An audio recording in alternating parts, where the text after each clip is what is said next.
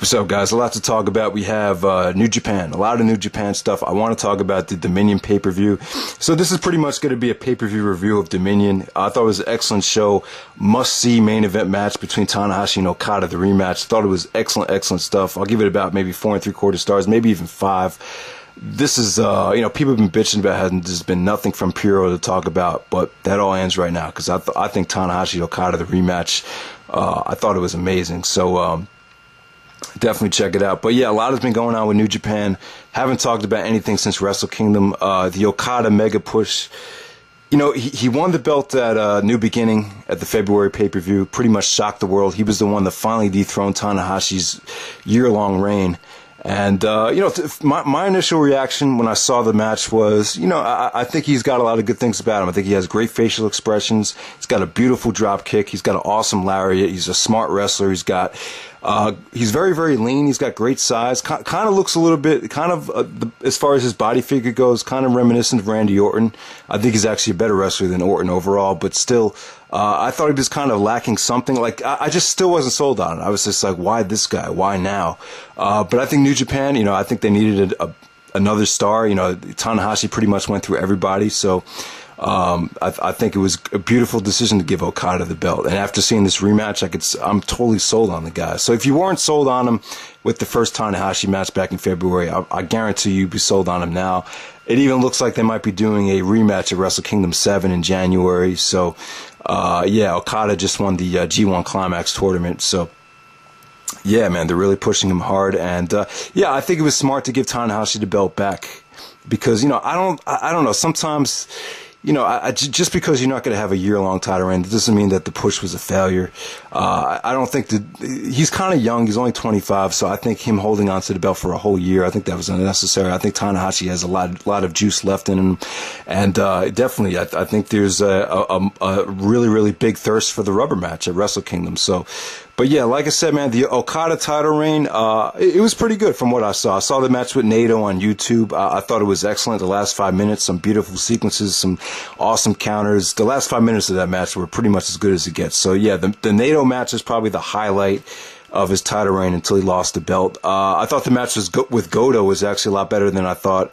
A lot better than I expected. People didn't really care for it, but I thought it was really good, actually. So, yeah. Okada, definitely sold on him, and so I'll talk about his match with Tanahashi once I get into the review. But the other guy I want to talk about is Low-Ki. So Low-Ki's finally with New Japan, and man, a lot of people have been praising his match with Prince Devitt. He wrestled Devitt for the IWGP Junior Heavyweight Championship at the Donahue show. And, I'll just say, easily Low-Ki's best match in years. Better than anything he's done on the indies over the last year. And it felt like it got the right amount of time, too. I think some of Low-Ki's matches have been a little bit shorter. He's been kind of wrestling this style that not everyone's been crazy about. But, yeah, the match he had with Devitt, all I can say is, I'm not as high on it as some of the other people were, but I could definitely agree, definitely Low-Ki's best match in a very, very long time. And it got the right amount of time, too. It got about 20 minutes. And I feel like sometimes with that extra amount of time, if it's not wasted, it makes a lot of difference, So, definitely check out the match he had with Prince Devitt at Donahue. That was excellent stuff. And then Low-Ki actually goes on to win the best of the Super Juniors tournament. I think he beat Resuke Taguchi in the finals of Apollo 55. I heard it wasn't that great, so let me know how that was. So, that's pretty much it with Low-Ki. It just seems like a lot of things are really opening up in New Japan. They're really freshening a lot of things up. There's just a lot of interesting matchups that could potentially happen. I would actually love to see Prince Devitt step in and challenge for the championship, the IWGP Heavyweight Championship, now that he's finally out of the, the title mix with the juniors. So that's pretty much it with that. So let's get down to the Dominion pay-per-view. The undercard, besides the main event, it was good. Nothing really crazy. The only must-see match on the show is the main event. Just try to watch that main event because it was that good. So, first match of the night, we actually had Kota Ibushi, Kenny Omega, and Daisuke Sasaki taking on Prince Devitt, KUSHIDA, and BUSHI. Every time you watch a Japanese wrestling show, I think Noah's kind of brainwashed people into thinking that the opening matches were always going to suck. But since Low-Key is the junior champion, it opens the door up to put a lot of the other guys in a type of scramble match. And this is excellent stuff. This is just a 3-on-3 match, but, you know, you guys know. Look at the talent involved. It was a lot of fun, a lot of spots. Didn't go super crazy, but, you know, good stuff. Kota Ibushi actually wins the match with a powerbomb. Kota is actually going to be challenging Low-Key for the title coming up soon, so good win to make him strong. Really, really strong opening match that got the show off to a bang. Next up, we had Tomohiro, Ishii, YOSHI-HASHI, and Rocky Romero taking on Yuji Nagata, Wataru, Inoue, and Captain New Japan. With this match right here, the only thing I noticed was I thought Yuji Nagata looked great. He really was, you know, suplexing the shit out of everybody. Really, really just good, solid stuff. Really nothing much to talk about there. But let's get to the next match. We had Jushin Thunder Liger, like Todd Grisham would say, Justin Thunder Liger, and Tiger Mask taking on Taka Michinoku and Taichi.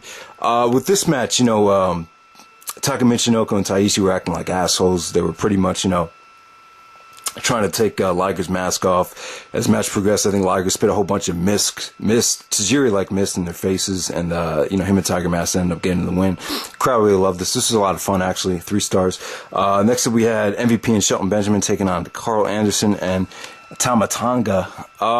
Really, you know, it was okay. You know, I'll say this about Shelton Benjamin. It's much more easier to digest without Charlie Haas. You know, and I think it's a good move. I think New Japan is a good fit for Shelton Benjamin. You know, I think he needs to separate himself from Charlie Haas before his stock lowers anymore. So I definitely think Shelton Benjamin should stay out of Ring of Honor. The whole thing just didn't work. But I think him and MVP have something special there. I think that's a nice combination. But, you know, the match is okay. Next up, we have the IWGP Junior Heavyweight Championship match. We have Low-Key taking on Ryusuke Taguchi. I believe this is probably a rematch from the Best of the Super Juniors tournament. Good stuff. I like this match. I really liked it a lot. You know, Low-Key, I love his style. It's very, very stiff. Very action-packed. Really, really good stuff here. Taguchi was actually going for a Tiger Driver. Or Dragon Suplex, excuse me. And Low-Key actually countered it into a double stomp. I thought that was sweet. Low-Key was going to work on his knee. He actually pulled out a sharpshooter. Taguchi actually fought it off and got to the rope. So, you know, just good back and forth action, good drama. You know, the finish was pretty good with, you know, Taguchi was on the ropes. His knees just bailed out on him. And Low-Key hit the double stomp for the win. I thought this was solid, man. 3.5 stars. Good stuff there from Low-Key. Next up, we have Toru Yano and Takashi Iizuka, the tag team champions, taking on Hiroshi Tenzan and Satoshi Kojima. Yeah, this is not that good to me. This ended up being more of a brawl. You know, it was a disqualification. They had to restart the match. It was, you know, they were throwing chairs all over the place. It just, I don't know, I just really couldn't get into it. Next up, we had the tag match. We had Nakamura teaming up with Masato Tanaka, taking on Hiroki Goto and Tetsuya Naito. I mean, it's just a special attraction tag match. You know, good action here. I think Naito is, Nato's got like that warrior type of look about him. He's really connected with the fans. He looked great here. Masato Tanaka's going to be challenging for the belt, so he looks strong here. Definitely good stuff. Looks like Nakamura's kind of semi-injured with the bad shoulder, but he still wrestled the match. You know, good stuff. You know, I love the spot when, I believe it was Naito had a roll up for a pinning predicament, and then Nakamura just drove his knee right into Naito to break it up. I thought that was an awesome spot. So yeah, definitely like a 3.25 star tag match. Good stuff there. Next up, we had a singles match. We had Togi Makabe taking on Minoru Suzuki. This is very, very stiff. A lot of headbutts, a lot of working over the knees, a lot of facial expressions, a lot of submissions, a lot of slaps to the face. Just a lot of emotion here. I'll probably give it about 3.5. I thought it was that good. So good win for Togi Makabe. It looks like he might be challenging for the belt soon as well. So next up we have the main event, the IWGP Heavyweight Championship. We have Hiroshi Tanahashi taking on Kazuchika Okada. This is the rematch. Okada's the champion. And you know, it's just excellent stuff, man. Tanahashi going to work over Okada's knee. Really going to work on it. You know, the tide actually turns for Tanahashi, or for Okada, when Tanahashi's going for a high spot. And Okada just drop kicks him off the top rope. He goes flying out to the outside. Just great stuff there. trying to think. Like I said, man, the crowd was amazing. You know, there was a beautiful submission sequence. I think Okada put Tanahashi in some sort of cravat submission. It was interesting to see how Tanahashi could get to a rope out of that. That was cool. A lot of frog splashes from Tanahashi. I thought they all made sense. I thought they all, you know, worked within the context of the match. You know, just beautiful stuff. Just a lot of beautiful drop kicks from Okada to break Tanahashi's momentum. It's a great selling of the knee by Okada throughout the whole match. Like I said, man, just great stuff. You know, kind of reminiscent of last year's Dominion main event between Tanahashi and Goto. Just another great crowd. You know, the ending was beautiful. You know, like I said, it took Tanahashi like maybe 3 or 4 frog splashes to get the win. Okada kicked out of maybe 2 frog splashes. So overall, just great stuff. You know, I think Okada actually busted out the Death Valley Driver. Tanahashi kicked out of that. Just a lot of beautiful action here. A lot of vicious strikes from Tanahashi as well. He looked like he's even improved his conditioning since February as well. So both these guys brought their A games. And if you haven't been impressed with Okada, I definitely agree you'll be impressed with him tonight. He actually won the G1 Climax tournament as well. So it looks like we'll be seeing a rematch at Wrestle Kingdom. If you saw the G1 Climax, let me know how it was. Let me know if there's any great matches to check out from that tournament. So that's pretty much it. Haven't done a Japanese wrestling review in a while, so I was kind of rusty, as you could tell. But like I said, though, you know, the overall show wasn't that great. But like I said, the main event is must-see stuff. I would almost give it the full 5. I thought it was that good. So that's pretty much it, guys. Take it easy.